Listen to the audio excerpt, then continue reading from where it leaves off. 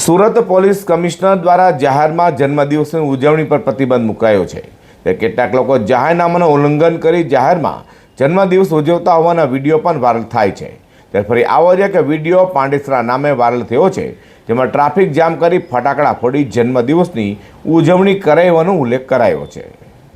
Surat police commissioner દ્વારા જાહેરમાં બર્થડેની ઉજવણી કરવાની સાથે હથિયાર વડે કેક કાપવાની અને ફટાકડા ફોડવા પર પ્રતિબંધ મુકાયો છે.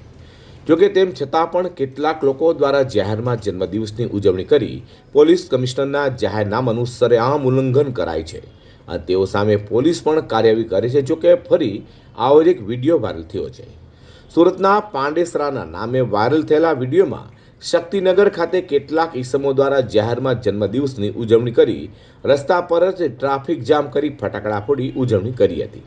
જે ઉજવણીનો વિડીયો વાયરલ થતાં લોકોમાં એવી ચર્ચા જોવા મળી હતી કે આવી રીતે ટ્રાફિક જામ કરી જન્મદિવસની ઉજવણીમાં ફટાકડા ફોડનારો સામે પાંડેસરા પોલીસ કાર્યવાહી કરશે કે કેમ તે જોવું રહ્યું.